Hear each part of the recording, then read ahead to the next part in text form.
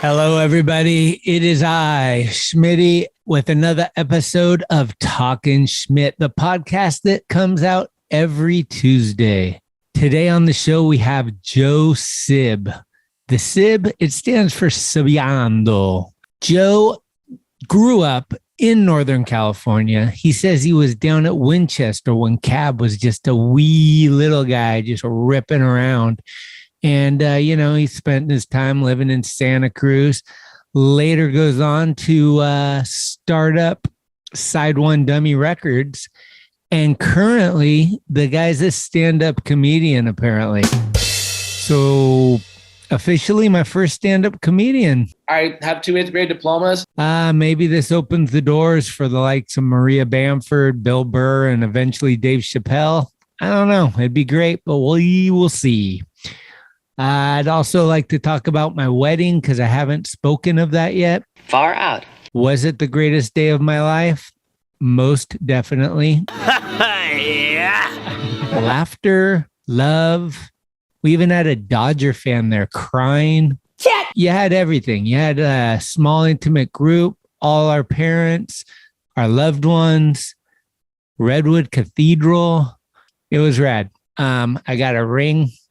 If you're watching this, you can see it right there. If you're listening, just know it's never coming off. I'm not claiming. Also, I want to give a big freaking shout out to the HMB driving range in Half Moon Bay. Shout out. They hosted our welcome dinner, which was catered by Sam's Chowder. Winner, chicken dinner. I don't think so. Winner, sheen dinner. And we had those freaking lobster rolls. I think Cranny had 13 or something like that. It was fucking popping while we were hitting golf balls left and right. The people that hosted it were awesome. They let us stay there probably an extra hour or hour and a half or something, it felt like. So I'm here to say that the light at the end of the tunnel got bright. And I even put my sunnies on, and they were heart-shaped sunnies. So that was good. I got to give a shout out to Tim McKenney, obviously, because shout out. I miss the guy, and I love the guy. I got to give a shout out to these new hats that I'm wearing. Shout the out. Triple OG Talkin Schmit hats available now at TalkinSchmit.com. And speaking of that, I want to give a shout out to these fine folk that were not afraid to go to TalkinSchmit.com and support this podcast. LaDanza, Bear, Shout out. Mitchell Neal, Justin Lewis. Shout out. Shout out to Dave Bean. Shout I out. got to give a huge shout out to Joe Rodriguez. Shout out. Sean Fulbert. Shout out. And Noelle Fiore. Shout out. Nate Ling. Shout out. And Jaminos, Haminos, or Hamin Ose. Shout out. I'm not sure how you pronounce your name. I almost had the big one. Shout out to all y'all. Thank you so much. And please, we got new merch in the store. So get there while you can, as the Burn Dog would say, and order yours today. Moving right along. We are available in Canada, kids. Thanks to our friends at the Canadian Distribution Platform Distribution. Canada, all you shops, hit them up and help support up north, eh? Get up there and fucking crack a labots and buy some fucking Talkin Schmit, huh? You just influenced somebody. Hey, Japan, you already know Underdog Distribution is your spot. We were there before the Olympics and we'll be there after. Whoa, slow it down. Also, brand new to the distribution game, Talkin Schmit is available at AWH. I think if you go to their website today, you may see it just popping up as they're loading the product in. Yep. Super stoked on that. All the links are going to be in the description below. So help the show grow with a merch perch. Oh, and guess what, kids? We have a winner. Blood Wizard Mami Tezuka looked over the entrees. She liked the sushi. She loved the mochi balls. But for the Smith grinds, Ready? Drum roll, please. Cameron Schaefer, come on down. You're the winner of the Blood Wizard deck. It's Cameron Schaefer of Washougal, Washington. Cameron, look for your board in the mail probably next week. Going out tomorrow. Head on down to your local shop. Ask Blood Wizard Skateboards. Or visit bloodwizard.com for all your conjuring needs. Tickety-tack. I got some grip tape I need to return, and there's something wrong with this board I bought. I can't ollie on it. The thing won't ollie. Can't get off the fucking ground on this thing. I want a fucking refund. Ignition Skate Shop, 420 West Grant Street, Lancaster, PA. Oh, and before we start, let's chime in and hear what music Jagger's listening to these days. New rap and old country kind of just swirled up in this cocktail of good vibes. Oh, mama. Boom. Okay, let's get into it. Here's episode 129. Hey, this is Joe Sib, and you're listening to Talkin Schmit.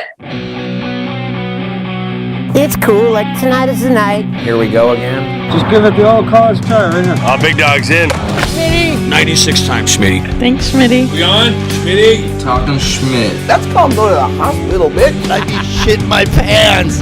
Your Rolodex is fucking deep. It's about the one. Who's this guy thinks he's tough shit? What's up? We're tastemakers. Come on, Schmitty, what the fuck? Let's hear it for Drake Smith. Yeah! What's up, everybody? So here's the deal. I'm scrolling through my Instagram and I come across this post that says, what happens when you only read Thrasher magazine? So I'm going to try and not use the words dude, bro, or rad this whole interview just to prove a point. Wish me luck, kids. This is Joe Sib. What's up, Joe? What's up, man? Thank you so much, dude, for having me. I'm stoked that that clip got us together, man. Yeah. Well, I work at Thrasher, and my first impression was my reaction was at first you're a little defensive and you're wanting like, okay, you want to go to battle, bro? And then you do a little research and you're like, okay, this isn't some Johnny come lately that just jumped on the bandwagon to bring Thrasher in as this 2021 thing. So I was like, wait a minute. I've never interviewed a stand-up comedian. This could be a great opportunity. And I reached out and you were kind enough to do this. So I'm super hyped.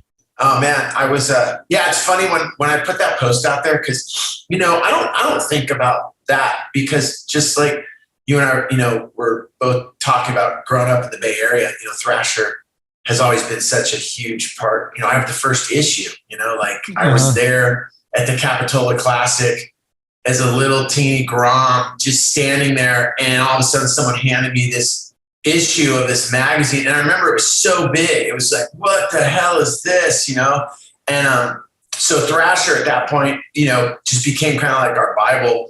And then also growing up in Northern California, at that time you're a little kid, so you didn't realize that this magazine was going everywhere. It's not like it is today where like, we go on our Instagram and it's just like, oh, okay, I'm going to follow this person. I'm going to follow Independent. I'm going to follow Pal. I'm going to follow Santa Cruz, and you're seeing and hearing different thoughts and comments from people all over the world. Back then, I was just a little kid. So Thrasher to me, I just always felt so connected to it, my whole entire life. And, obviously, with Jake and, I managed the Mighty Mighty Boss Tones for a really long time. So Dickie, the singer, was super tight with Jake. So it's just all these different connections from the Bay Area. But when I put that bit out, dude, it was funny because there were so many people that reacted. Like I would get DMs from people that are like, dude, I did not want to like you, but it's pretty true, dude. I mean, I'm the same way, man. Like people were like, I was like, oh man, I didn't expect that. And it was funny because I actually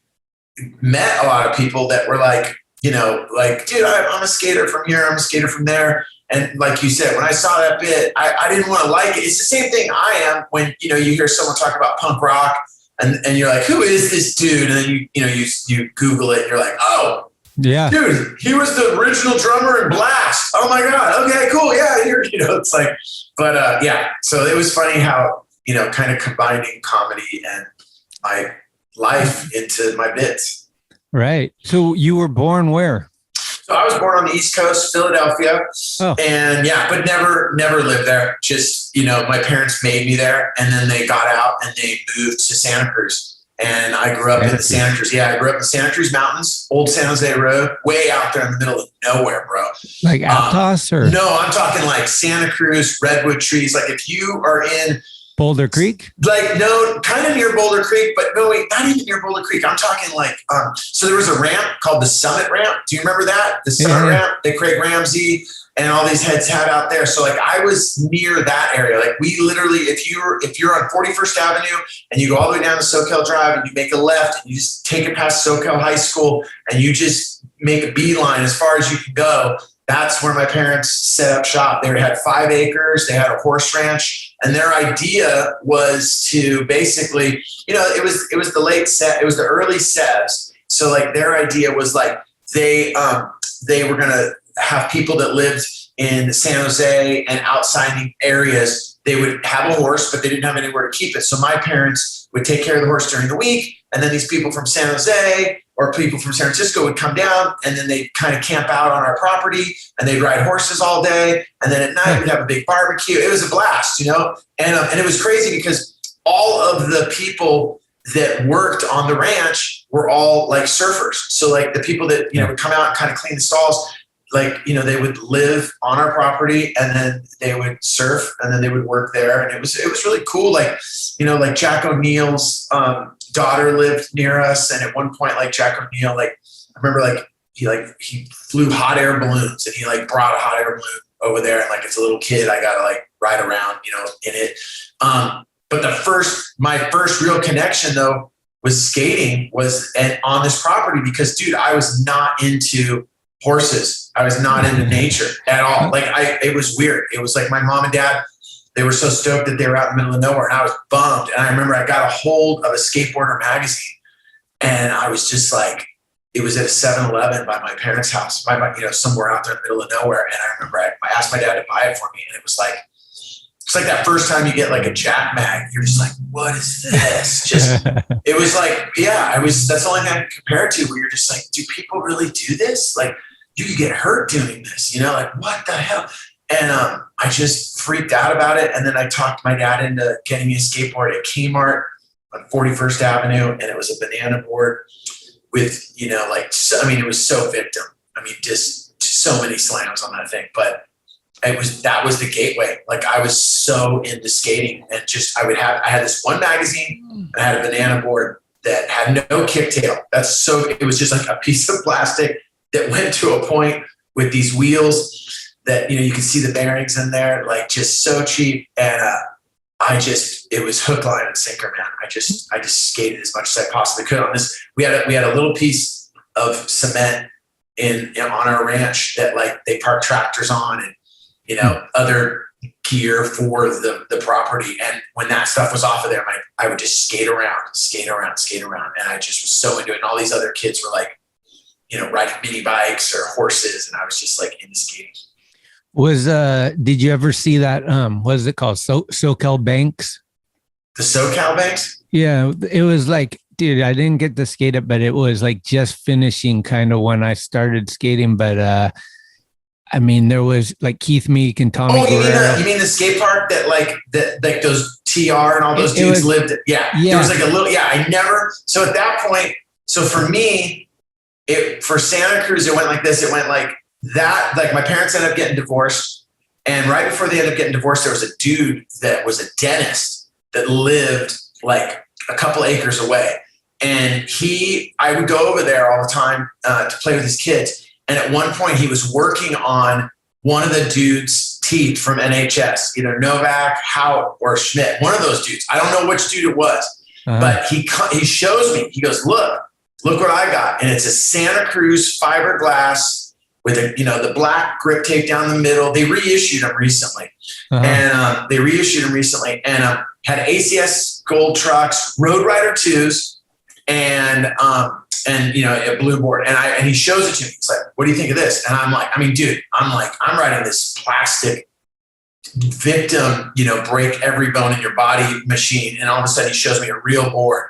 And I remember he says, hey, I'll give you this board if you, work and chores around my pad, like, mow the lawn, do this, do that, because he had daughters and they weren't down for it. And I remember this dude had me work. I mean, looking back on it, I think he had me work like a whole year for this thing, dude. And I didn't even care. And sometimes I'd say, Mr. DeWitt, can I look at it? And he would open his trunk and he would just show me the board and then put it back in. Like, I never got to ride it. It was so brand new. And then I remember I finally got done with everything he needed. He gave me the board. And that was the turning point, because then at that point, it was right around the same time my parents separated. So my mom moved into Capitola. My dad moved over to the hills of San Jose, which ended up being the best for me because he ended up moving, maybe 2 miles away from Winchester Skatepark. So that's how that was the turning point for me. But before that, now I'm living in Capitola. And at that point, like Meekster and all those dudes, they're older than me. So like I could, I obviously would see them, but like they were older dudes. And SoCal Skatepark, I think at that point had already ended and they were just kind of living there and people were skating that one run. But my first go-to skate park to ever go to was this park that was it was just a run, and it was over at the Santa Cruz Yacht Harbor.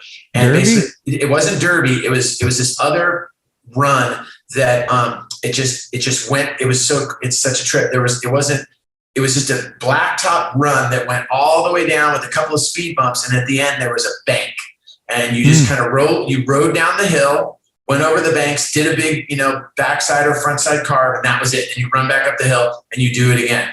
And then, I would go there with my mom and dad, or my dad at that point. And then as I got older and, all of a sudden, and this is such a trip because you're in Santa Cruz. So it's like, how, it seemed so big, but it was so small. Then all of a sudden, you hear from different buddies, hey man, there's this place called Derby. And I remember at that point it was behind Harmony Foods, I think. And that was like the house, this other company that they had. And, you took it felt like you took the bus all day to get there. And then all of a sudden you climb through this fence and you're like, oh my gosh, what the hell is this? And then that was, Derby. And I think that's where I actually met Meekster because, he ripped that place. Like I'd never seen like that type of skating, like firsthand, and I think at that same time too, that's when I started going to, when my dad started taking me to Winchester Skatepark. So I was, going between my mom's house and my dad's house. And, I always say, man, I was so fortunate, man. I was in just the right place at the right time when skating, I got to get the tail end of Winchester Skatepark. So like, getting to witness Stevie, in his whole career, I was there the day that like, that famous photo of him doing that frontside invert for Action Now. Like I was there watching him shoot that. I actually was there once when Stacy Peralta came up and was there like to see Stevie. I was really good friends with the owner of the skate park, this guy named Wolfman, and his brother ends up becoming my best friend, this guy named Buddy Peterson. And him and I are still friends to this day. That's where I met Reeps, Corey O'Brien, Gavin O'Brien, Graham. I wasn't tight with the dudes, but like John Insco and like, all those crew. And then, but the guys my crew that I stayed friends with to this day were the O'Brien brothers, Rick Moody, Reeps, and Buddy Peterson and Steve Caballero. Like Stevie came to one of my shows with, dude, craziest thing ever. Stevie and Mike McGill both showed up to my show in San Diego. And I was like, are there really two Bones Brigade members here? No way. Like while I'm doing my set, I'm just looking over at them and I'm just like, there's no way. There's no way. Like I'm just looking at McGill and I'm like, dude, like this is crazy. And then they said this to me, dude, Tony would have been here, but he took a slam today. It was when he took that slam over the 4th of July weekend. Uh-huh. Yeah. Wow. That's rad. Yeah. Full circle, right? Dude, full circle. Insane. Yeah. I missed Winchester too. And of course the folklore is heavy for that one. Did you know Mofo or any of those? Absolutely. Yeah. The first time I ever saw Mofo, he's at Winchester Skatepark and I kind of see him before he turns into like the thrasher photographer that he turned up. Like the first time I ever see Mofo, I want to say he has like a killer flat top pair of Levi's on. And at the time, I don't know what they're called, but these shoes that I was like, what are those? And they were creepers, and I was just like, damn, dude, this is rad. Because punk rock, that was the other thing, is that I was just, like just at the same time, skating was at that era. It was when punk rock hit suburbia. So guys like Mofo and then of course I met Kevin Thatcher. He was always one of those kind of dudes that was around. He was always super, super nice to me. I remember years later, after I just immersed myself in punk rock and skating, there was a Capitola Classic contest, and I remember it was the street one. It was the one I think Tommy Guerrero wins, and they had street ramps. They had taken it from a downhill contest originally. Every year they would come to Santa Cruz, be a downhill contest. And as a kid, like I said earlier, that was where I got my first Thrasher magazine. But at this point, they go from it being downhill slalom, because everyone was pretty much, done with that. All of a sudden they go, hey, we're going to make it a street contest. And I remember every head showed up, dude. I mean, it was Mark one of the, Gonzalez. oh my God. I remember. Yeah, it was so rad. And then that day, at this point now, I'm probably like 17 years old, and we're just raging at this contest. And that contest goes to, hey man, we're bringing a few cakes over to Derby. Everyone goes to Derby after that contest. And it's just the most insane session. Everyone, every skater at that time that was still skating, is still a pro, goes to Derby. And then now everyone's just sessioning there. And then after that, someone gets the idea like, dude, let's take this to Montague. And there was these banks in San Jose called Montague Banks. I'm sure you've heard of them. You probably skated them. And I remember everyone had the idea of like, dude, let's bring this party there, because it was in this industrial area. And once you got there, no one knew you were there. There was no one going to call the cops, because you were out in the middle of nowhere. And I remember we showed up, and these brothers from Milwaukee, the Bodwin brothers, all these Milwaukee cats were out there, and they were driving this school bus around. And they took the school bus to Montague, and we set the school bus up. Me and my bro went and rented a generator, because we were like, dude, we can't have a party without tunes. We can't have and we show up. And I remember I rented a generator on my dad's credit card, which I later turned into the generator. Didn't know you're supposed to put oil in those things when you're running them. Totally seized the engine. And I remember we just showed up and gave it back, and I got the credit card back. But needless to say, we showed up at Montague, and the Bowden brothers, they got the bus right there. And all of a sudden it was just like an impromptu contest. And I remember I was a singer in my first band. So like I brought the speaker to play the music out of, but I had a mic, and I remember total impromptu contest and all these heads, Hosoi, obviously Cab, everyone's there, dude. And it's just, people are just, I remember Hosoi was doing these board slides, where he would do these board slides for just it felt like, 100 feet. He would take off his back foot, so stylish, no shirt on. It's nighttime, no shirt, still rocking no shirt. He's just ripping, everyone's skating. And then basically all these guys, it was Joel Gomez, Craig Ramsey, Kevin Thatcher announced it. And we put them all on the top of the bus, and we had the generator going, and they announced it out of my little PA. And it was just, kegs, beer flowing, so many just awesome. Man. Yeah, it was, so like that to me was, I feel like I was so fortunate to be in a time when skating and punk rock and the attitude of punk rock and like just that like anything's possible attitude, could happen. And, the whole tie-in was like, I remember Kevin Thatcher, from him meeting me when I was a little kid at Winchester, and then seeing me at punk shows, and then all of a sudden we're doing this Montague thing. He was just always just so cool to me. And later on, when I was in my band, and like they did a little story on Wax and like Thrasher, that was like a huge deal for me. So like, Kevin Thatcher, all those heads are super cool. Totally. Were you more like a Montague Banks? Was that your spot, or like there was some epic spots down there? Fish Banks, Montague Banks, Memorex, Dell's Wall, to name a few. I was all about Montague. Montague. Fish Banks. I remember going to that. But the thing I loved about Montague was like, I went there. I used to go there with Reeps. And it was one of those kind of things where like you would just. If there wasn't something going on, and it felt like during the summer we would go there so much, because if there wasn't a show to go to, or if we weren't at a party, you'd go to Montague. You could post up there with a 12er, skate all night, and sometimes it might be a heavy session with a ton of people, and then sometimes it just might be I don't know, 15, 20 people. And just, I loved skating that spot. And I spent a lot of time there. Yeah, because it was in an industrial area, so you were off radar. Like Totally. It wasn't in a park or something where there was neighbors going to complain. You were just out there. And I remember people ran it tight. Like, I remember like Gavin O'Brien and those dudes, if you came out there and drank and you didn't, get rid of you. Like the whole thing was those dudes were making it like, if you're going to come here, cool, but you have to make it like no one was ever here, because what we didn't want to have happen was, the people that work there all of a sudden go, hey man, I just went out to the garbage bins and it's all full of beer bottles. They would figure out real quick, hey man, something's going on here on the weekends. And I remember the O'Briens I'm pretty sure they were definitely making that make it run tight out there. They didn't want that spot to be discovered. But then obviously when we had the contest there, the cat was out of the bag. Yeah. I forgot to ask you, does Sib, is that short for something, or is that real? Yeah, my last name's really Subiondo. So so my last name's Subiondo, Subbiondo. But when I moved to San Jose from Santa Cruz, it was on super short notice, and I moved in with my father.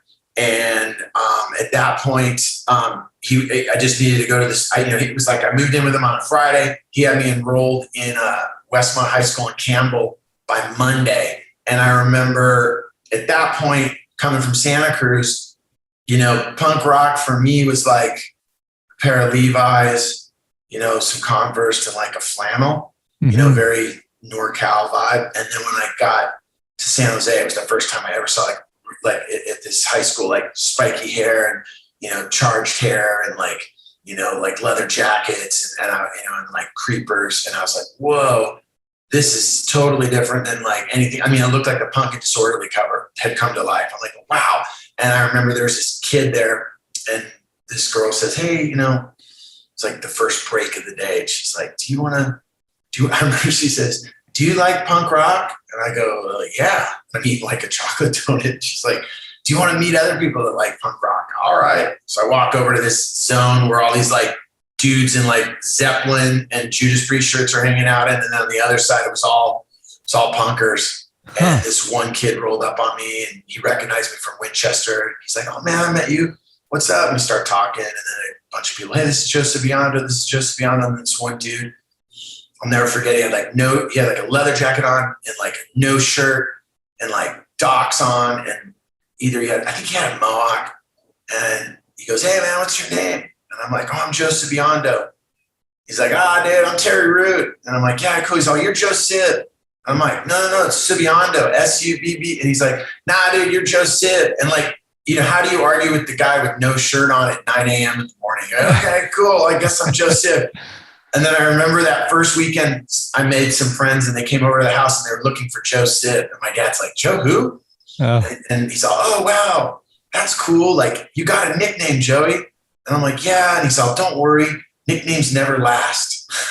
Oh, man. Yeah, so to this day, I still got it. So was that kind of what drew you into the punk rock thing? Like, do you remember what your first band, record, show, any of that stuff was? Oh, absolutely, like, dude. How you got like, wait, I'm more than just kind of in, I'm all in. I'm all in, yeah. I would say this, for me, being at Winchester Skatepark was where it all changed, because coming from Santa Cruz, I'd only listened to my parents' music. I only knew what they listened to. And they had a great taste in music because, being out there on the ranch, at those parties would be the kid that DJ'd. My cousin, who was 10 years older, he was the bartender and I was the DJ. And we basically ran the party. So at a young age, I had to learn, like, you can go from Ray Charles into an Elton John track. And, from that, you can go into maybe a Sinatra track, like I had to mix it up. Yeah. But at that moment, I only knew their music. I thought the Village People were cool. I thought ABBA was cool. I mean, I was like, cool. Yeah. I always tell people, I mean, now, but back then I'd never heard I hadn't even heard AC/DC or any heavy music, Zeppelin, any of that stuff. So when I go to Winchester, I remember it was right towards the end of, Boston and Van Halen 1 getting played. And all of a sudden I go there and I remember the first time I heard it was the Buzzcocks Hollow Inside. And I remember just going, what is this? And then from there it was Black Flag. And then from there it was the Germs. And then obviously the Clash of the Ramones, all that. And I remember as much as I was so heavily into skating at that point, because it was just, I'd go every weekend to my dad's house and I would just go to the park and just skate as much as I possibly could. I'd stay. My dad would drop me off sometimes at like 10 in the morning, pick me up after he got off of work. I'd eat dinner with him, and then he would be looking at me and he goes, "You want to go back, don't you?" And I'm like, "Dad," because there's going to be a night session. And then at nighttime was when you got to see all the heavies come out, like Bob Dyke. That's where I saw Mofo. That's where you'd see, obviously, Caballero, Norman Poon, all these, the Gifford would skate, all the heavies that were the rippers. I think at that point, Blackheart had already got kicked out, so I didn't get to see him skate, but all the heavies would come out at night and I would just sit. It was like going to school because you would just see these guys just ripping the keyhole.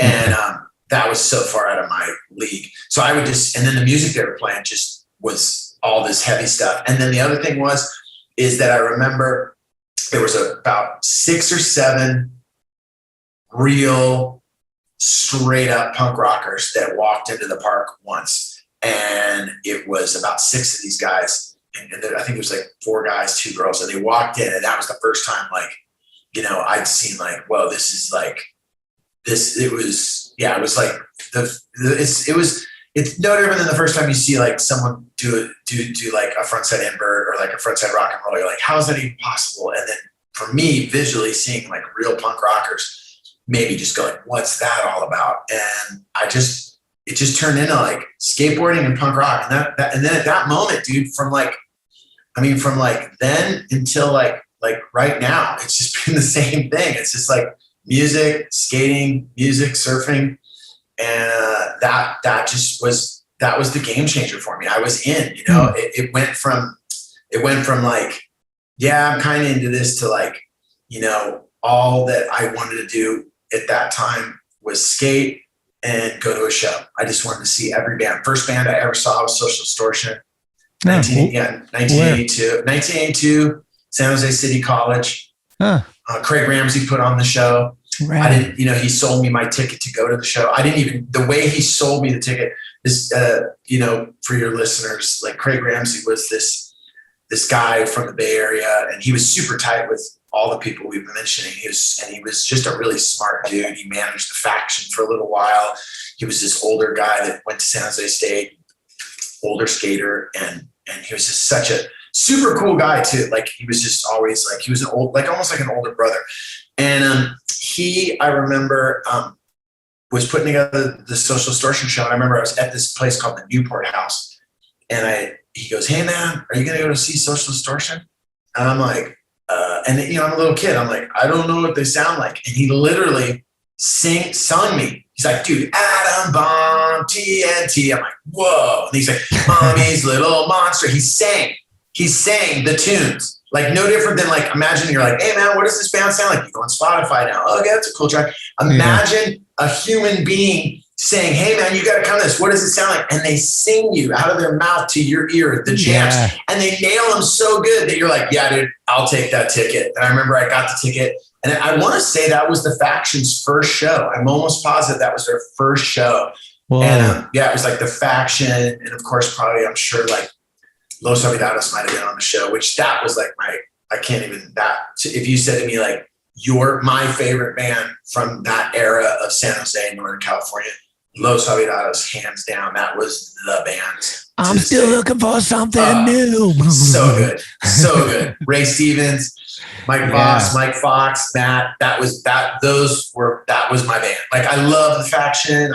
Total, mad respect for the Faction, mad respect for Ribsy, Unaware, all these bands from that era. But for me, it always comes down to Los Olvidados. I still listen to Los Olvidados like, at least 3-4 times a year. I'll get fired up and put them on. But yeah, that was definitely the band for me. For punk rock nerds, is Los Olvidados basically Drunk Engines with a different singer? Yeah. Basically what you had was, so you had the Drunk Engines, And dude, check this out. This trips me out. Because Mofo, obviously for me, like Drunk Engines has always been my gravitational. Absolutely. And then Los Olvidados, I got into, it kind of was reverse for me, like, right? Yeah. So for me, for me, it's like obviously Drunk Engines, amazing. Mofo, I used to love, him, just his voice, so different. So like, when you hear the Drunk Engines, it's Drunk Engines. With Los Olvidados, the thing that I recently found out, because I went to visit my mom and in Santa Cruz, and every time I go up there, me and Meekster get together, and we always say, let's get coffee. And it ends up, me and Keith Meek, we end up sitting there for like 3 hours, just talking and sharing stories. And I never knew this. Meekster was the original singer for Los Olvidados. He was going to be the singer for Los O. Yeah. No way. He met Mike Fox and Mike Voss, and they were like, dude, we're going to start a band. You're going to be the singer. And then he was living in Santa Cruz. He came over a couple times to rehearse in San Jose. It never really happened. And then Mike Voss moved over to vocals, and Los Olvidados was born. But yeah, Los Olvidados, to me, that was just the band that, like, they had great songs. And, Mike Fox was a skater. Ray Stevens was a skater. They were just, Ray Stevens, he was the guy, man, still is. Yeah. Those guys are really impressive too. And how many projects they participate in. Like constantly. Ray's been in like 5 billion bands. And totally.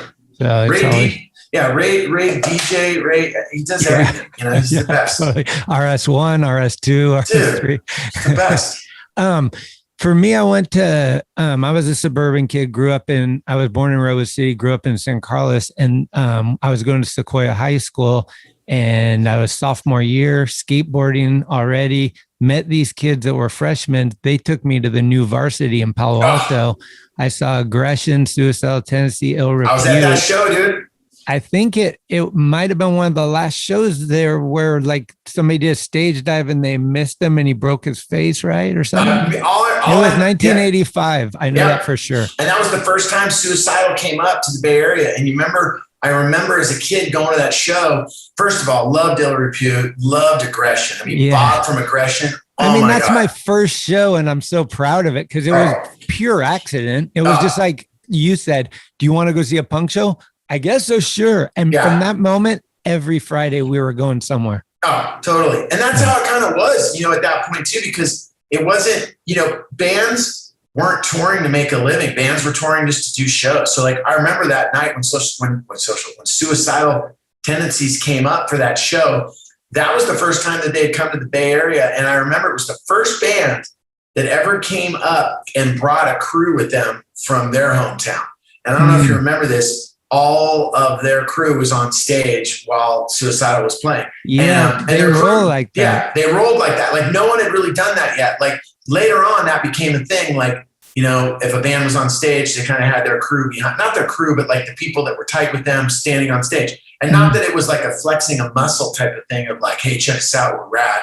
But it was more like, I remember when Suicidal came, all of us from San Jose and all of us from the Bay Area, we were like, wow, like, there's the dudes in the band, and then there's all these other dudes behind them that look like they could be in the band. And I remember everyone was cool. They were all hanging out because I remember at that point too with Suicidal, those dudes were tight with the O'Briens because the first time I ever heard Suicidal Tendencies anywhere was over at Corey O'Brien and Gavin O'Brien's house. They were like, check this out, And I was like, whoa, what's this all about? So by the time Suicidal got up there, that first record had come out, everyone was into it. But for me, I remember that night specifically because Ill Repute from Oxnard, Aggression from Oxnard, Tony from Ill Repute, I still stay in touch with.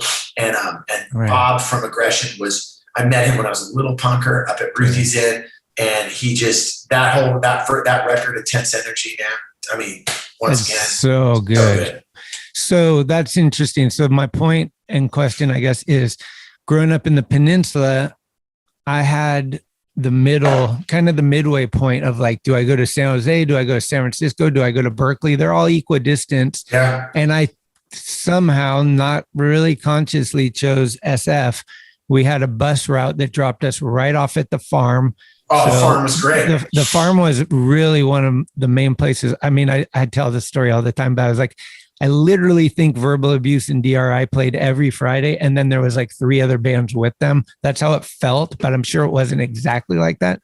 But what were you? Obviously, you're in San Jose. You're probably going to San Jose a lot, but like, I didn't really go to Ruthie's in the East Bay too much. Were you there more than for me, man? Or no, I would say this, man. For me, it was Broadway? the farm. No, for me, it started out the on Broadway. So I went like this. First started going to San Francisco to go to the on Broadway. First time I ever go to the on Broadway is the first time they Exploited. I think in 81 or 82, come over to, it was the same year that at the same time I saw that first Social Distortion show. So the first time I ever go to the on Broadway is to see the Exploited. And then I go to that show, and that's at the on Broadway. Then underneath the on Broadway was a club called the Map. But I couldn't get into the Map because you had to be 21 and over. Yeah. So you had to be 21 and over to get in there. But I had this fake ID that said I was in the military and I was like 25, but I was 17 with braces. So I don't know how that, I think I would let me in.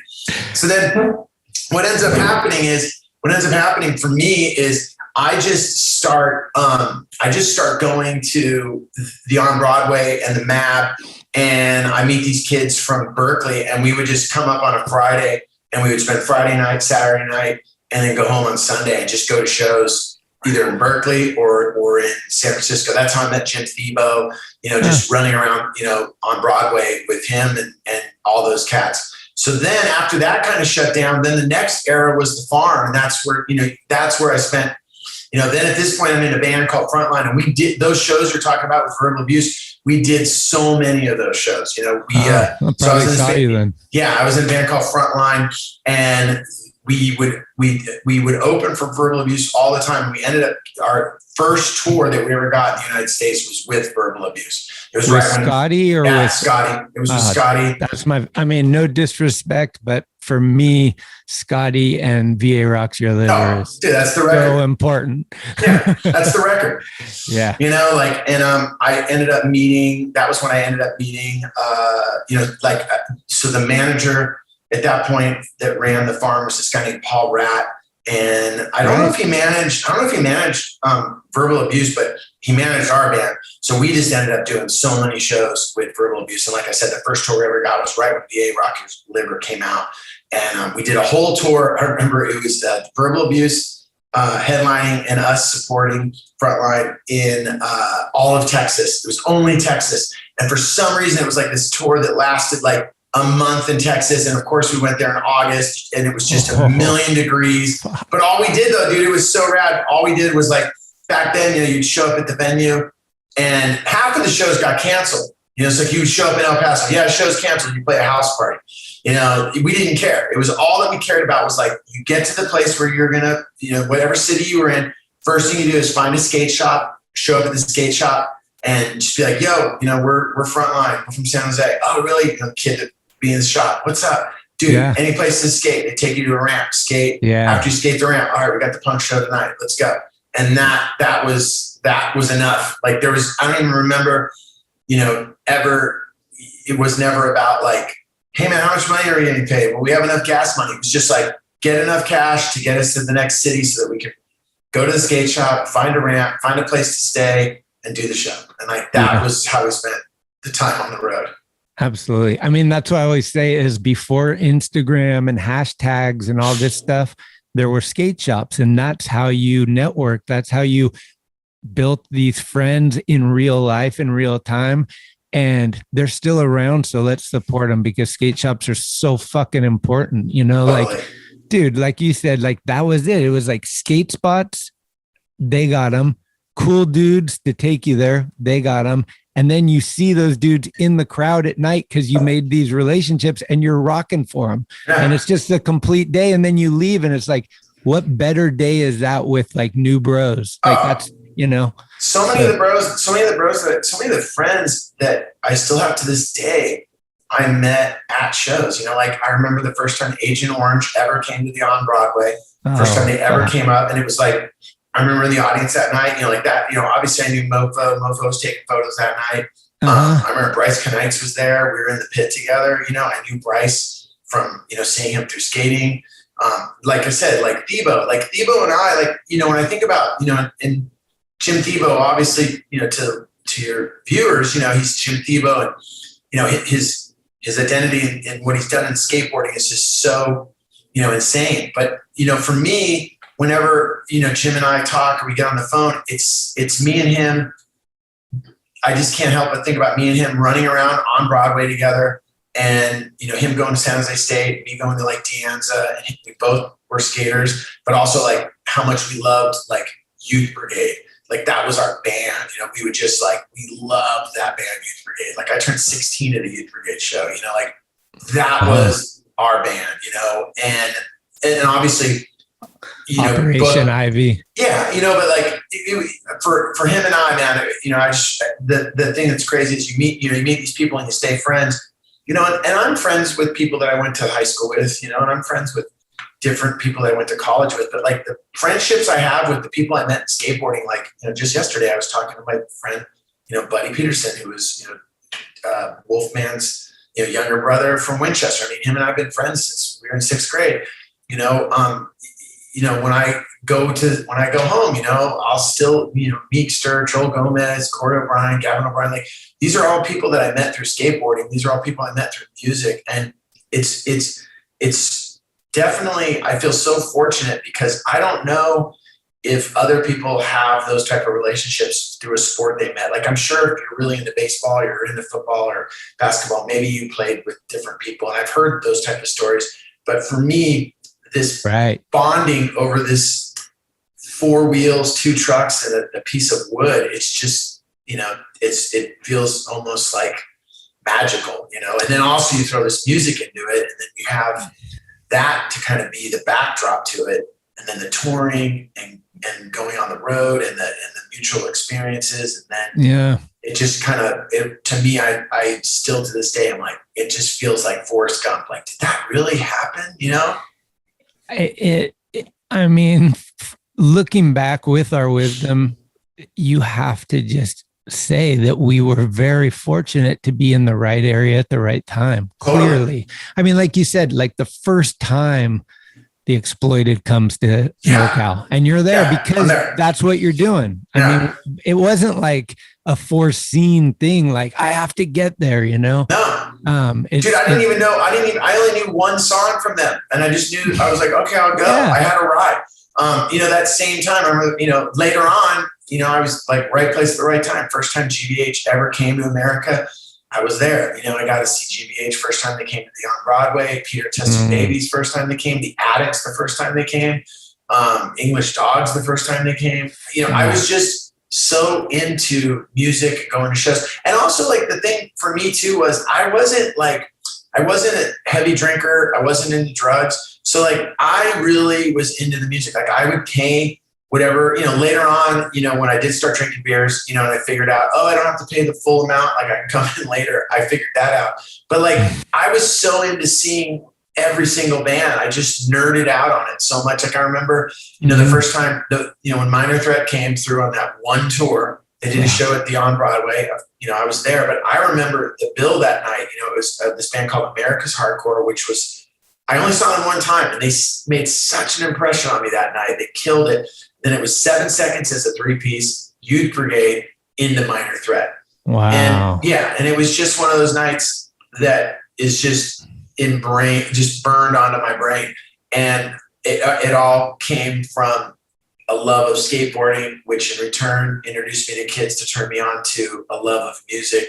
And then moments like that where it just all came together, and you're just like, at the moment you don't realize, oh my God, this is so amazing. But later on you're like, wow. And it really shaped my life. Like I really, I always tell people like, when I heard Sham 69, if the kids are united, they'll never be divided. Like I really believed it. Like it wasn't just like a moment for me. It wasn't just some phase. I really took it to heart. And I really feel like, that really that definitely shaped the direction I was going to go in for the rest of my life. I wouldn't have started singing in bands. I wouldn't have started, Wax. I wouldn't have sang in 22 Jacks. I wouldn't have started Side One Dummy Records. I wouldn't have gone into comedy. Like everything is a true reflection of those youth shaping years, because they really they say that you really are, as a kid growing up, right around the time you're like they say like 13, 14 years old, you're kind of shaped in kind of who you're going to be. Like, I mean, obviously as we get older, things that aren't important, you're like, okay, I get it now. That's not important. And you change, but kind of I think like maybe your morals and like who you are as a human being. Like, are you going to be a dude that like burns people? Are you going to be a dude that, is a bad guy? Like, I think right around that time, you kind of make that decision inside internally who you're going to be. And I would say for me, punk rock music and the skaters that I hung around definitely influenced me on what type of adult I was going to be. Like, I knew I wanted to do something that meant something, that had a purpose. I didn't know what it was, but and to me, putting out music or, being in a band had a purpose. You were bringing something to the table. And I think growing up in the Bay Area, for me, I looked around and I saw guys like Kevin Thatchers that were like, they were like, dude, this guy runs a magazine. And I saw dudes like Bryce Knight, this guy's a photographer. Then I saw dudes like, Cap, this guy's, he's a professional skateboarder. He's seeing the world. They're bringing something to the table. They're working hard. And that really had a huge effect on me. Absolutely. Yeah. Same. I feel like we have a lot to talk about. I want to get to the stand-up stuff, but there's a few other, obviously the music stuff, super important to me. And we have to talk about Wax for sure. Like how did that all start? What year was that around? So Wax is, I left San Jose and NorCal in 90, and I came down to LA. And I basically, like, for me, it was one of those kind of things where it had just run its course. I graduated from college, and I think I was about 23 years old. The band I was playing in at that point had ended. They went on to do, they were doing different type of style of music. I was just in this in-between phase. Like, I just didn't, like, punk rock had morphed into metal. I wasn't a metal guy. It was like, bands were definitely going down the road of like heavier metal sounding, and that really wasn't like where I was going. So then I kind of found myself in a situation where I was like, what am I going to do? What's my plan? And I had a buddy of mine that lived in Los Angeles, and he worked at Slash Records. Great guy. His name's Brian Ray. He did that book, the book about Fucked Up and Photocopied. Have you ever seen that book? It's all the flyers. No. Check it out. It's called Fucked Up and Photocopied. Okay. And he did that first book a couple of years back. And now he's doing a bunch of different work with a bunch of different artists, and super talented guy. But at this point, he was just working at Slash Records. He was, just a dude that was, working in the warehouse. And he basically had a conversation with me. I was in San Jose, and he was just like, dude, what are you doing in San Jose? Like, your band's over. Your chick bailed you. You're done. He's like, you know what? There's nothing left there for you anymore. If you want, man, you can come down and stay on my couch, and I'll give you 1 month on my couch. If you want, you'll figure it out. If you don't, you go back to San Jose, but I'll give you 1 month on my couch. And I remember I was like, you know what? I'm going to do it. And I drove down. I packed I had a Ford Escort, and I packed everything in it that I had. And at that point, all I had was like a boom box, a skate, a leather jacket, and that was it. And I was like, all right, I'm out. And I drove to Hollywood, and I remember I got to his pad, and that was just like an eye-opening experience, because at that moment I was just like, oh my God, what did I get myself into? I remember I rolled into his apartment, and like the first night he's having this party, and I'm like, dude, no way. It's the bass player from Jane's Addiction, the dudes from Fishbone. Like, what? Like, I was so like, what the hell?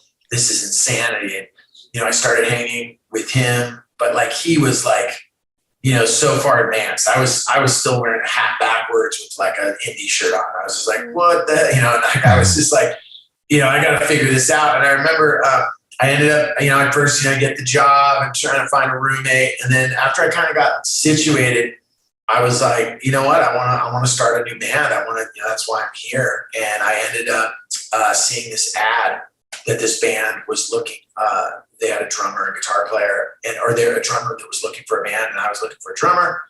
And I reached out to these dudes, and it was the three dudes from Wax. It was Loomis, Birdie, and Soda. And they actually were looking for a singer. And they're like, hey man, come up, let's hang out. Mm-hmm. Like, we live here. Where do you live? I'm like, oh dude, I'm a couple streets away. So I remember I went up there, walked in, and it was just like all these dudes from Chicago. And right away, once again, bonded over skateboarding because one of them had a Sessions. There was a Sessions shirt or something. I was like, oh, dude, my friend Joel Gomez. And they're like, oh, man, Dan Fields from Chicago is like, he's doing a Sessions in Chicago. And I was like, oh, dude, Joel's my bro. And they're like, who's Joel? And I'm like, well, he's the guy that started Sessions. Oh, wow. And then all of a sudden, we bond over that. That's amazing. Couple drinks before we knew it, let's rehearse, let's write some songs. And I remember we wrote like 6 songs. We didn't have a name for the band. We started kicking around the name Wax, and then we did a gig. People were really into it. And it was a full reinvention for me because, I realized like no one knew who I was in LA. So like I could shed all the baggage of like whatever I didn't,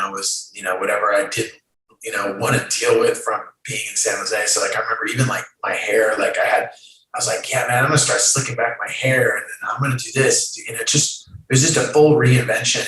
And then when Wax came out, it just took off, and it took off quick, and we got signed. And before we knew it, we were touring. And the thing that was great was I'd already had a background with being in a band for like, when I was in my first band, Frontline, I was in that band for like 6 years. And we toured with, like I said, we toured with Verbal Abuse. We had, done so many shows. The dudes in Wax had never done any of that. They'd done shows, they'd been in bands, but they'd never, like when we got our band together, the first thing I was like, dude, we got to go to San Jose. And they're like, what do you mean? And I'm like, dude, my buddy Corey O'Brien, he owns a club. So like I knew how to kind of, I knew how to, put out a 7-inch. I knew how to like find gigs. I knew how to book a run of dates. I knew how to get us a gig. Those dudes hadn't done any of that. But what they brought to the table was like incredible songwriting skills. Like Soda, Loomis, and Dave. They like each one of those dudes could be a front man in a band, and they each knew how to write songs. And for me, being a singer, they would they were like, I would write a lot of lyrics, but I also wasn't above, like if they wrote something that was killer, I'd be like, dude, I'll sing that. Like, that's killer. Sure. Let's do that. So we had this really amazing ability to like, Loomis would bring in an idea, Soda would bring in an idea, I bring an idea, or I bring in an idea, they'd write a song. Like in the early years, it was just like, we were writing force because no one had any ego. It was just like whatever made it sound better. Yeah, it's more collaborative and less me. Yeah, and they were like, and the thing about those dudes, like the last thing I'll say too is like, I wasn't into the Replacements. I wasn't really into Soul Asylum. I wasn't into, those bands. Like they turned me on to all of those bands. They turned me on to a lot of that stuff that I hadn't been into. Now, on my end, I turned them on to Los Olvidados. I turned them on to, the more of the hardcore punk rock stuff. I think the common ground that we had though as a band was like all 4 of us loved The Clash. That was a huge influence on us. But like that was you our have to. Yeah. So that was Wax, and then we did that, and that was right around the time that Wax was on one label, and the deal fell through, and we ended up getting dropped. And that was right around 94, 95 we got dropped. And that was right when I kind of fell back on my Northern California independent, growing up in the Bay Area, like, hell, we'll put out our own record. Fuck it. Like, we don't need a label. And we ended up putting out, that's how I started Side One Dummy. I was like, well, they were like, dude, we're dropped, it's over. And I was like, no, man, like let's do it ourselves. And we ended up putting out the 13 Unlucky's Number record. And then that ended up getting signed again to Interscope. And that was where it kind of all blew up, because it was like, at that point when we got re-signed, Spike Jonze, who was a dude that just we skated with and we were bros with, and he always was there for us as a friend to collaborate with photography. And he was just a great friend. At that point now, his career had just exploded because he had done like the Weezer video, and I want to say the Beastie Boys video, and he was just huge. So then when our band got re-signed, Spike had always said, when we were going through the lean times and when it was hard, when we weren't signed, he was like, hey man, if there's any way I can ever help you guys, just say the words. So when we got signed to Interscope, first thing that we asked was like, hey man, would you do a video for us? And he's like, absolutely. And that's how he shot the Guy on Fire video. And did that. And that was all. And once again, it was all connected through skating, because I didn't even know I didn't even know that Spike was really like I mean, I knew when I met him, he wasn't the big deal that, he went on to become. But even when he was a big deal with, taking photographs and doing all the things he did, he never carried himself that way. And all I knew with him was there was this Arco across on Melrose Avenue. It's like Melrose and like Highland. There was an Arco station there. And I just remember going there to skate, and we would skate that curve and talk. And he was just skating there. Like, so, we'd be like shooting the shit, and then, oh, hey, Spike's here. And we'd just be skating this curve. And, just like, oh, okay, cool. And then he lived over off of Melrose, and our bass player lived with them, and they were just, they were just friends. And all of a sudden he exploded, and he definitely came through on his word. And, and like, it was like Andy Jenkins, all those dudes from like Dirt Magazine, all these other Chicago heads that were super, super cool, and they were just, there's so many of that Chicago crew that had so much to do with the success of Wax. What's it like having Beavis and Butthead rocking out to your video? Rad. Dude, that's like life hammer, right? Oh, dude, I'm done. Like at this point, dude, if it all ends today, Beavis and Butthead were into our videos so much that I don't know if it's Beavis or Butthead, but one of them can't even talk because they like the video so much. Yeah, he can't even control himself because he's so emotionally taken over by a dude running out. I mean, that's one of the best things ever. Like that's one of the proudest moments I have. Like that's my little rock history moment right there. And is it true that the same video was banned on MTV? It never got banned. No, what happened was this. Yeah, people always say it got banned. No. The thing that happened was, and it was a prelude to Jackass. So basically what ended up happening is when our video was shown on MTV, they had to do a thing before they showed the video saying, do not try this at home. This is a professional stuntman. This is not made, don't light yourself on fire. And then they would show the video, which, in return only made the video that much more popular because people were like, what are we going to watch? And then ultimately when Jackass came to MTV, they had to do the same thing. Like, look, man, these stunts that these guys are doing, do not do this at home. Right. Okay, so there was just a disclaimer. Yeah, it was a disclaimer before the video was played. And when did Side One Dummy start? What year was that? We started in 95. Bill Armstrong and I, we were roommates in Los Angeles. I met him. There was one of my first friends that I had in LA that I met after I set up shop there. Me and this dude had kind of jammed together, and we became friends. He was a ripping guitar player, and it's funny because his name's Chris Shiflett, and Chris, he's the guitar player in the Foo Fighters, and him and I were roommates, he needed a roommate. And that's how he was like, dude, we need a fourth guy for our pad. And back then it was like, yeah, no problem. And I was like, dude, I need a place to live. So I moved in with Chris. Chris introduced me to Bill Armstrong. Bill Armstrong and I ended up just hitting it off because we were, he was in his band, I was in my band. We were both the business guys. We would talk about music. We talk about records. Like, once again, skateboarding, he was from Santa Barbara. So he had a real connection with like Powell Peralta. And plus he had been a part of all of the ASFO series because and it was funny, like we still joke around about it. His mom wouldn't let him skateboard, but she let him roller skate. So he was one of those dudes that was like rocking roller skates. And as a kid growing up, I was like, dude, I remember Fred Blood. And we just kind of bonded over that. But the thing that he had done that I had never done, I never got to skate Upland. I never got to be a part of the ASFO series. So he was, so all of those parks in California, he actually skated, and we bonded over that. And then, obviously music, like our common ground was we both loved Black Flag, but he loved Van Halen. I loved the Ramones. It was just so we definitely had a common bond over music. And then we basically in 95 started the company together with $5,000. And we released our first release we ever put out together was Swinging Utters, More Scared. Oh, wow. Yeah. Cause I had grown up with Johnny Bennell and Kevin Wickersham in Santa Cruz. We all went to, we all went to Good Shepherd together. And we went there from first to 8th grade. So then when they started their band Swinging Utters, they were looking for a home. It was before Fat. It was before New Red Archives. They had this collection of music, and they were like, look, man, would you want to put this out? And that was the first record that we ever put out. And then it was, that was the starting. So I always say, like, for your first album to be by Swinging Utters, I at the time I didn't know, but now I look back and I go, wow, little did we know that, we end up, that's definitely a great start, For sure. Yeah.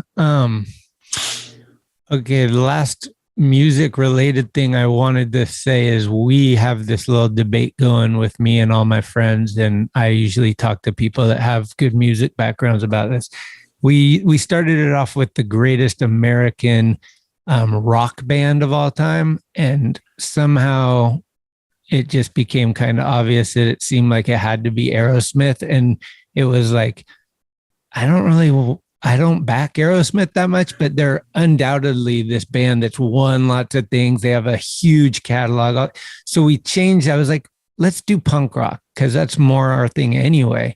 And we kind of have it in our heads. It's Ramones versus Black Flag versus Bad Brains. And then there's this band called Devo. And is Devo really punk? And if they are they hands down? Or is it the Ramones because they're the Ramones? Or is it because Black Flag and how instrumental they were in like touring? And definitely for me, if you're going to say, punk band for, America, you can't not, in my opinion, say it's not the Ramones, because, the Ramones for me are the band that all of us got excited about, and it's, if you talk to people like, in Black Flag, and if you talk to Keith Morris and Circle Jerk, all that stuff, they're all going to bring up, they all went and saw the Ramones, that was the first band for them. In that first wave, I'm definitely going to say, for me, it's the Ramones, American.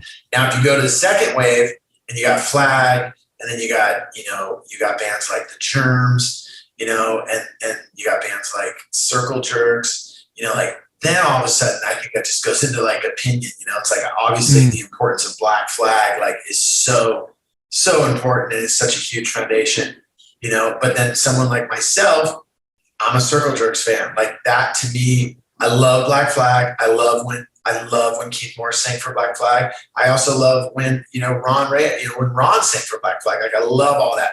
I don't know what it is. It might be my skateboarding background, but there's just something about that first record from the Circle Jerks that to me is just, from beginning to end, is perfection. The lyrics, Keith Morris's attitude. I love the fact that the way they look. I mean, I don't know, maybe it has to do with the fact that original photo is at Marina Skatepark, I think, and they're all in the keyhole, and it's like, I don't know. It's just, I love that record. But yeah, I would agree with you.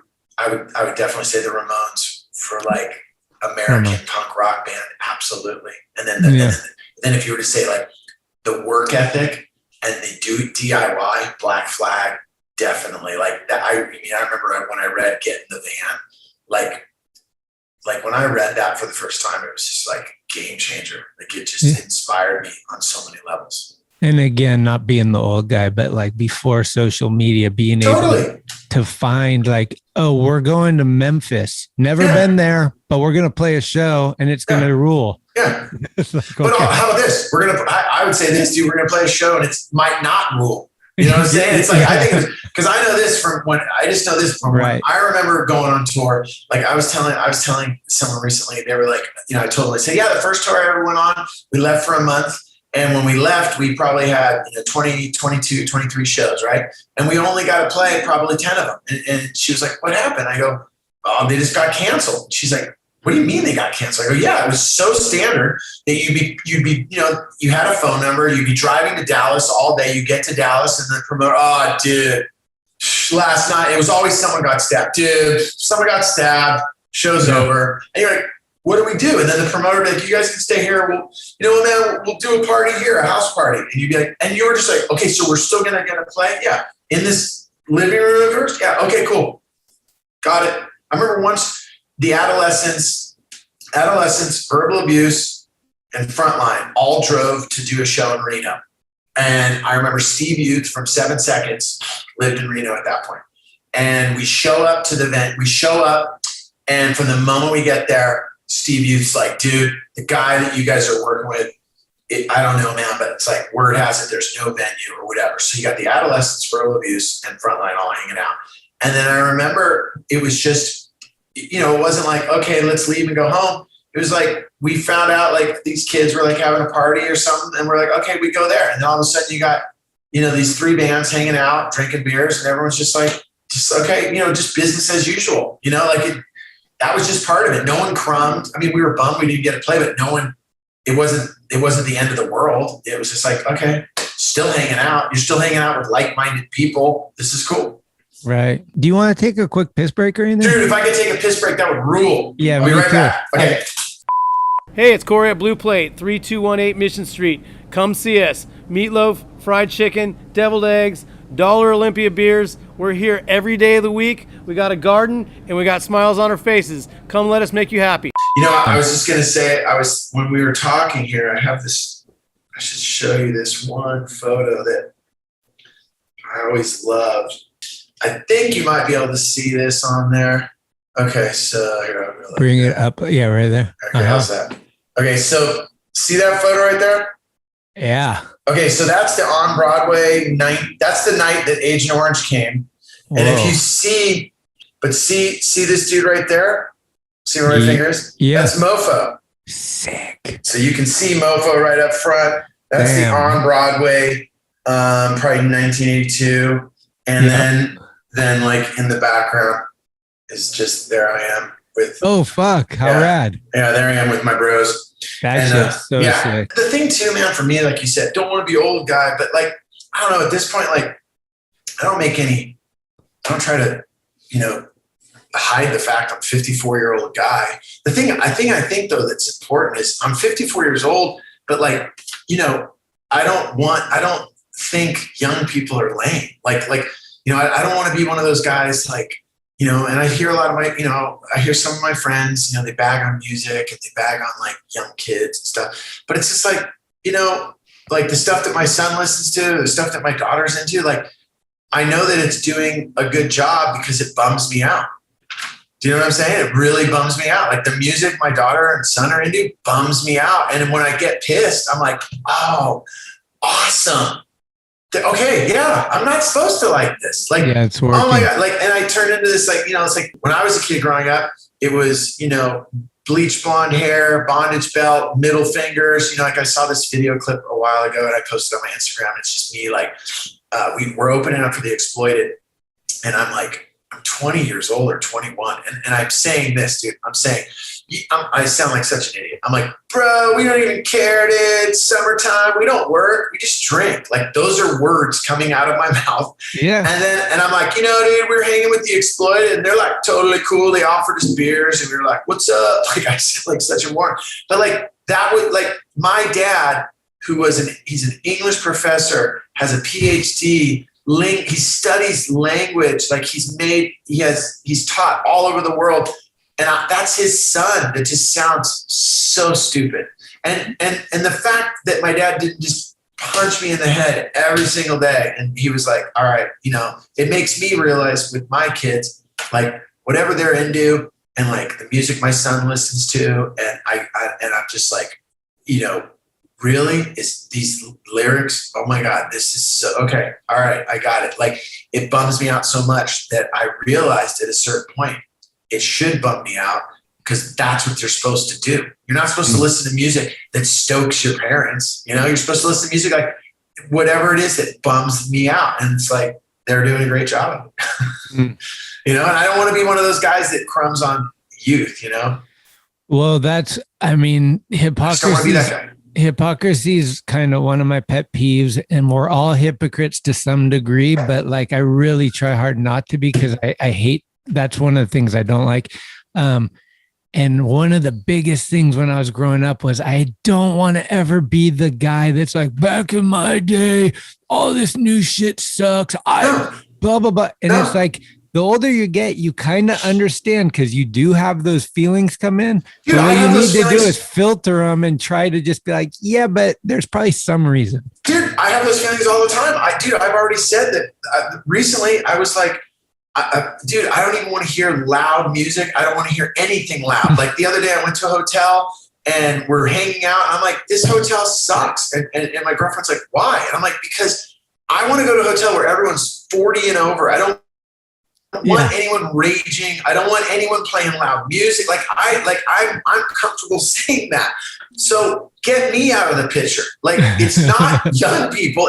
I'm the problem. I don't want it to be loud. I want it to be quiet. I don't need people raging. Like, I've realized that, now, I remember one time, Matt Hensley, he got inducted to the Skateboarding Hall of Fame, and he's one of my, I worked with him forever with Flogging Molly. Mm-hmm. He was, that was one of the biggest bands we ever signed on Side One Dummy. So like my history with the band is huge. My history with Matt Hensley is huge. I love him as a skater. I love him as a human being. I just love everything about him. So, dude. Yeah. So I go to I get him. He says, "Hey Joe, I can only invite a few people. I'd like to invite you to my induct into the skating, or not the skating Hall of Fame. What was the thing that Trans World did?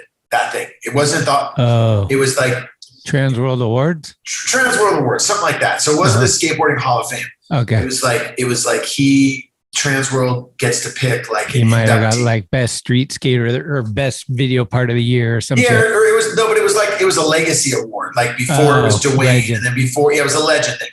But dude, I go to this award ceremony in LA and I walk in and dude, that's when I knew I was done.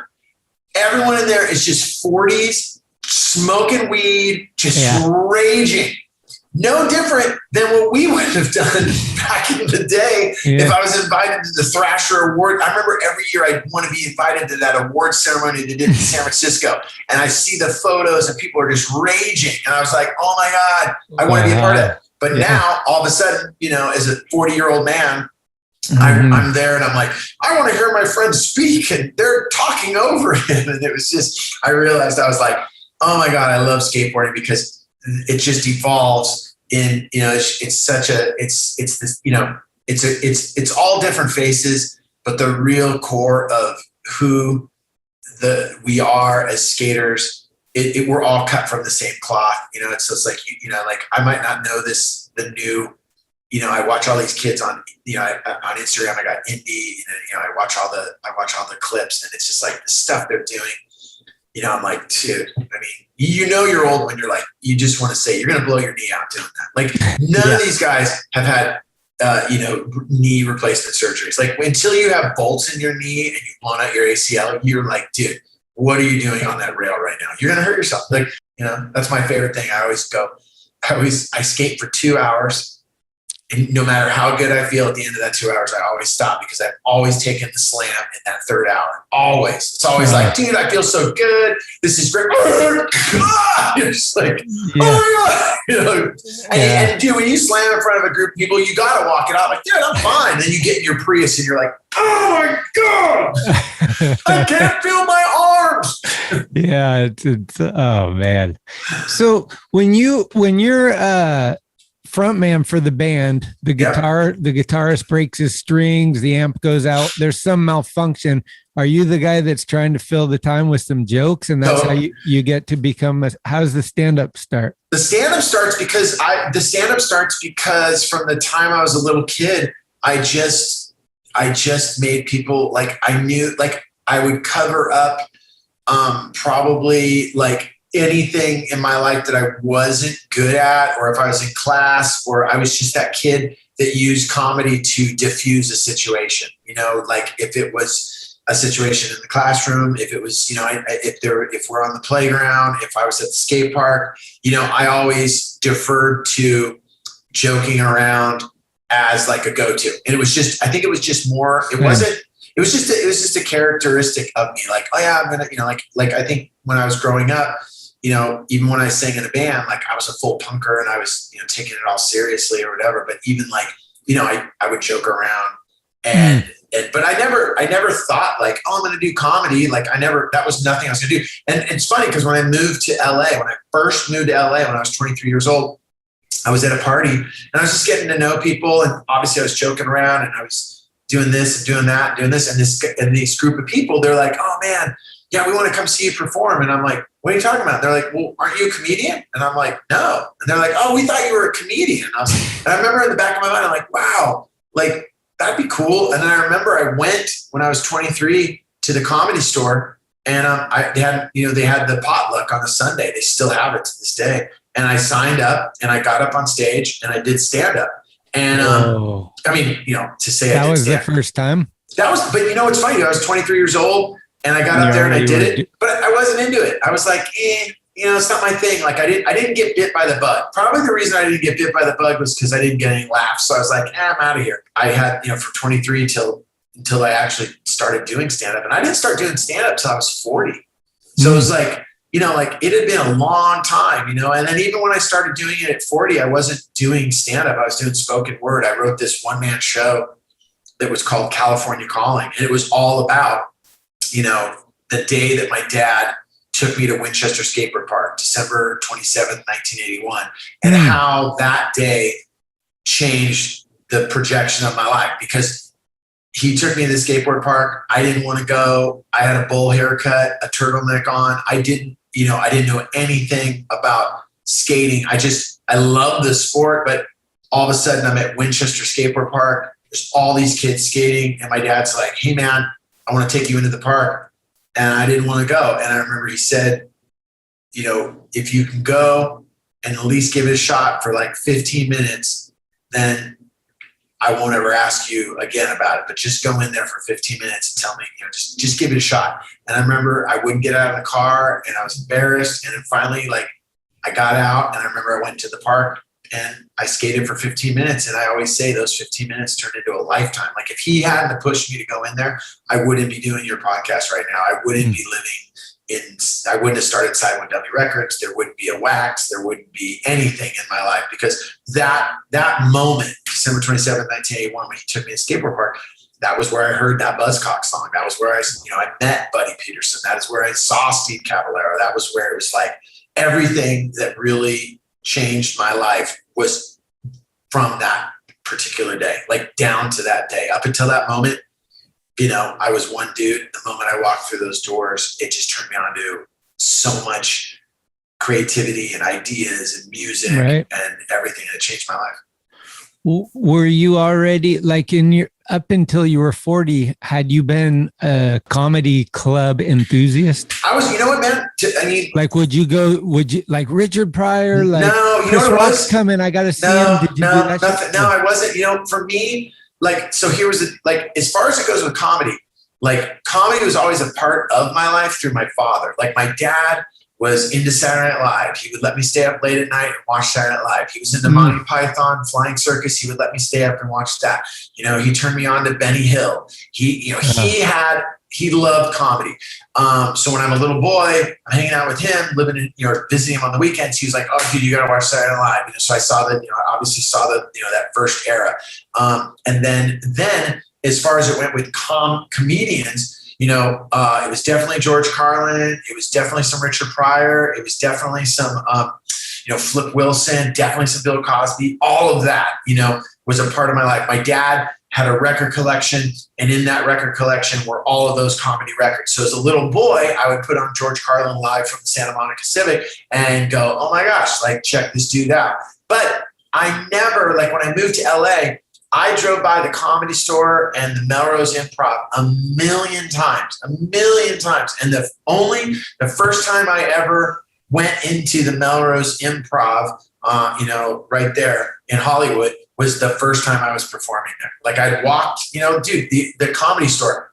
I've been doing shows at the House of Blues, the Roxy, Billboard, all those venues, and I never went into the Comedy Store until the first time I performed in there. So comedy was definitely not on my radar in the sense of hey man, let's go see this comic, let's go do this. It was just, I was a music guy, I was a singer in a band, and I remember though going by, but every time in Hollywood, you can't, back then you couldn't drive around and not past the Comedy Store. Obviously you couldn't pass, you'd see the Melrose Improv or the Laugh Factory. But I remember just in the back of my mind, I'd always be like, oh, well, not that I was thinking someday I'm going to perform there, but I was just it wasn't part of my journey at that point. So then when I was doing the California Calling show, the woman who was booking the improv was I don't want to say she was a kid, but she was a fan of Side One Dummy, and she was a fan of some of the bands. And she said, "Hey, I saw your show." And I was like, "Oh, really?" And she's like, "Would you want to do it at the Improv?" And I was like, "Yeah, that could be cool." So then I did the show at the Improv.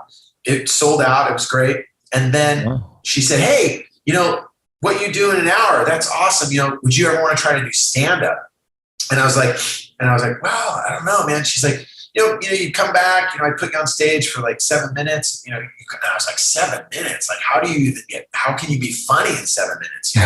Like I can do an hour, but like, how could you make it work in 7 minutes? And she ended up giving me my first spot. She's like, "Come back, and like, let's see what happens." So, I went up, and I remember, it definitely was an eye-opening experience because, I got a couple laughs, but the idea of like writing jokes and like, being funny in that short amount of time, I was like, it just seemed like it was no different than like, watching, Lance Mountain or Cab or any of those guys, them drop into the ramp and just, you're like, how? Like, dude, I'm never going to be able to do that. But the only thing that I wanted to do was, at that point, I was like 40. Side One Dummy was up and running and had been around for a while. So like we were doing really, really well.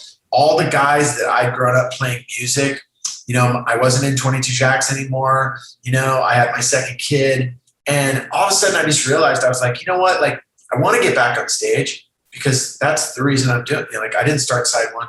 I didn't want to be like a record company guy only. Like, I always was on stage since I was a little kid. I was doing magic at 10 years old, in Santa Cruz. Like, I love being on stage. But I hadn't figured out a way to get back on stage, and I didn't want to be the acoustic guitar guy. And when you're the singer in a band, no one's calling you up to jam. It's like you're the vibe of the band. Right. So I was like, all right, what am I going to do? And that all that really I thought about, dude, was I was just like, you know what?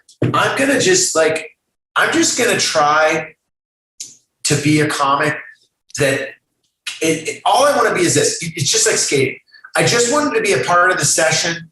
And when I dropped in, I didn't stand out, that I sucked so bad that I didn't belong there. That's all I wanted it to be. So like if you're on the ramp and it's like all these, heavies, and all of a sudden, I drop in, I do a frontside grind, maybe a little backside air, sweeper, okay, axle stall, and then, one more 50-50, and then I pop out. That no one on the ramp or someone watching goes, dude, why is that guy here? Yeah. That's all I wanted to be as a comic. I just wanted to be that if a comic like you knew went up on stage, like let's say you're like, oh my gosh, back then when I started, it was all these heavies like Dane Cook, Sarah Silverman, Patton Oswalt, Whitney Cummings, and like there's all these people. The worst place to ever start is in Hollywood because you get on these lineups with these fucking amazing comics, and it's pretty obvious that you're not amazing. So all I did was I just worked as much as I could and watched and I listened and I just studied. It was right when Dave Chappelle came back, so I was on a ton of shows at the Laugh Factory where, I was the host and I got to bring him up, and I would just get to sit there and watch him. And it was when Bill Burr and all those guys were just there, and I was just watching and I was learning. Eric Griffin, all of those guys, and I was able to like really sit there and watch Eliza Schlesinger. I mean, I was right there before now Eliza's in movies. I was, watching her holding her dog when she would do sets, and she was super cool. And like to see her have the success she has is awesome. But like, I really think being that in that moment, I had a sink or swim attitude because I was like, dude, either you got to be funny or this ain't going to work. But I also had nothing to lose. So I was like, fuck it. And I remember I just started writing more and more and more, and then I started getting laughs. And then all I ever wanted to be was just a comic that if you had to go up on a lineup like that, like they didn't know who you were, but at least you kept the room laughing and you kept the room going. And then that started to happen more frequently. And I was super fortunate because even when I started, like I had the experience of being on stage as a singer. So like I never had to learn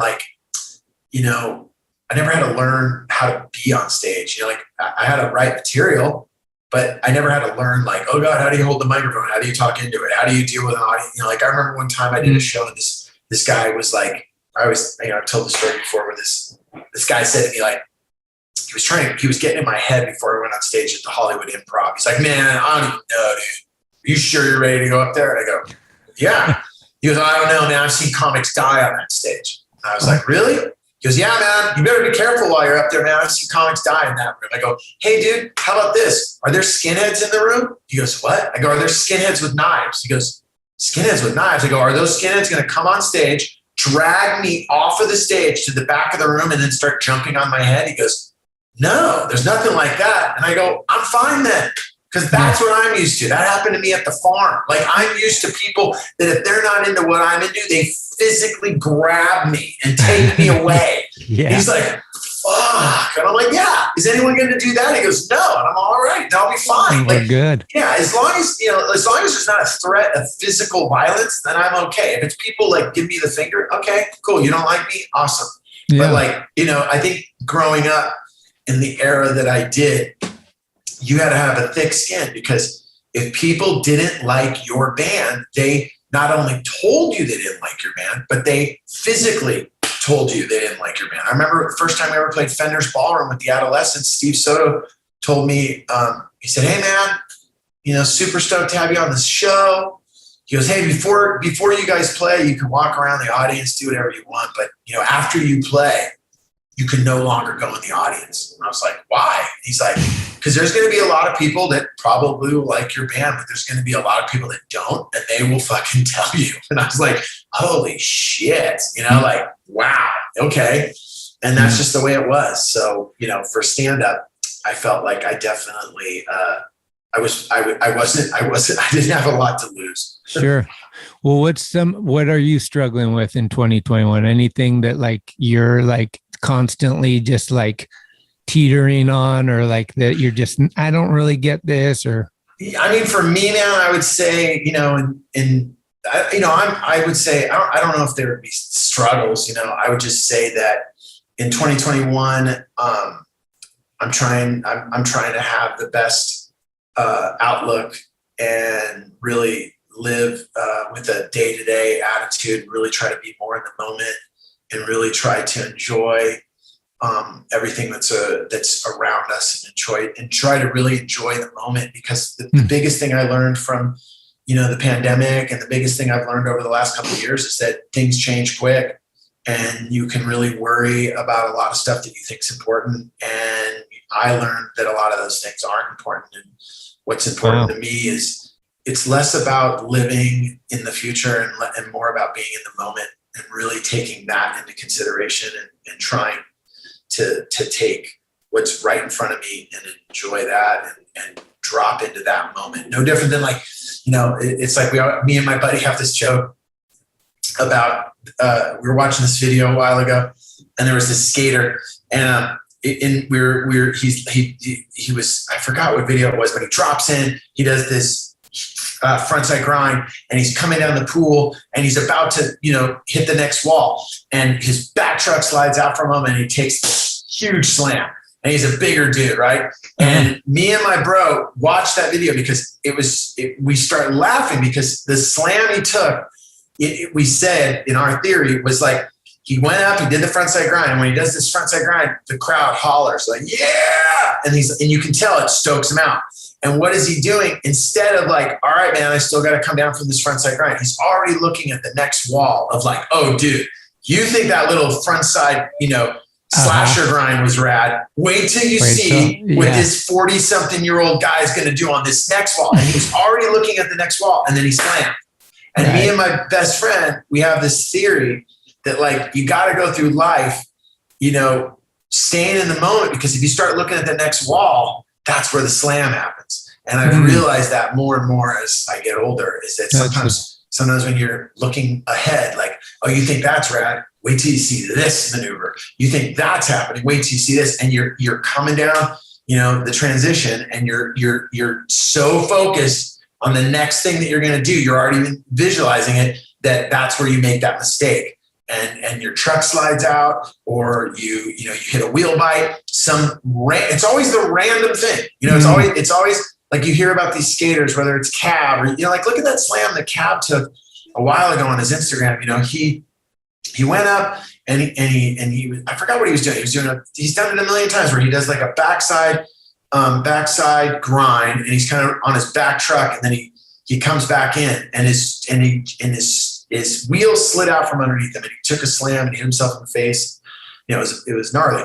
And I was like, that's how quick it happens. It's like skateboarding is such a great analogy for life, because it's like you have to have balance. Balance it's in surfing, it's in skating. For sure. You really have to have that balance between, being in the moment, thinking of the future. But for me, it's really trying to focus in 2021 to be in the moment, to be in this podcast with you, to think about what I'm going to say, and really, hopefully the people that listen go, okay, cool. I walked away with something more than just, right. I heard some dude talk and it was cool. Yeah. Do you do TM, transcendental meditation? You know what? I've never done it, but I have a few friends that do it and they love it. Yeah. The meditation I've done has just been the meditation that I've learned over the years. I tried focus on the moment. Totally. Well, everyone that I've known that's ever done TM they've just told me it's amazing. Life changing. Yeah. And everything I've read about it is amazing. Huh. Well, cool. I'm super stoked to take this time. Dude, thank you so much for having me. We always end the show with a song. What I should have gave you a heads up, because I know myself, I'd be like, wait, what? But do you got a song you'd want to put on the jukebox right now? Absolutely, dude. I would put on, I'm telling you right now, it's going to be Los Olvidados, and it's going to be, Los Olvidados, because we talked about it. It's either going to be Los Olvidados, Listen to You, or Something New. You make the call. Should we end with the benefit of ironing shirts? I love ironing shirts. What's the benefit? Dude, because I've always ironed shirts. There's photos of me ironing I remember my mom got me an iron to take on the road when I was a kid. When I was in wax, dude, I used to iron on pool tables. When I mean is t-shirts, right? Yeah, I iron t-shirts, dude. It's funny you bring that up. I've been on the road and someone's like, "Are you ironing your t-shirt?" I'm like, "Absolutely." I love ironing t-shirts. Are you kind of like a wrinkle is going to drive you crazy? Dude, a wrinkle's going to drive me nuts. Dude, before we did this podcast, I changed my shirt like 4 times before I settled on this shirt. I'm like, I got to have the right shirt. Okay, right. And when you came on, I was like, dude, the Pendleton this guy has on rules. And you got the Giants hat on, can't go wrong. If you ever come to SF, I'll probably hear about it, but let me know. I definitely let you know, because I'll be back. Punchline or something, maybe? Punchline for sure. And if anyone wants to follow me on Instagram, it's just Joe_Sib. Okay. Dude, thank you so much. Thanks, man. Thanks so much for having me, man. Okay, have a good one. Later, brother. Later. Thank you for listening to another episode of Talkin Schmit. You can subscribe to the show on iTunes, Anchor, Spotify, or anywhere you get your podcasts. When you subscribe, you'll get notifications every Tuesday of new episodes the minute they become available. Also, please leave reviews and a 5-star rating. It's the best way to help the show grow. All of the episodes will always remain free, but if you would like to help support the show, you can do so at TalkinSchmit.com, where you can pick up some merchandise like t-shirts, beanies, hats, and stickers. The website has an entire archive of all of the episodes, with extra photos and videos.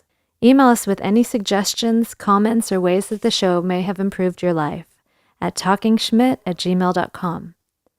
All interviews are conducted, edited, and produced by Schmitty. The intro music is Mary's Cross by the band Nature. Very special shout out goes to the executive director, Sharal Camisa. Shout out. Love it! This is Talkin Schmit, where the Rolodex is deep, but the conversation is deeper. Honeybee, God damn it!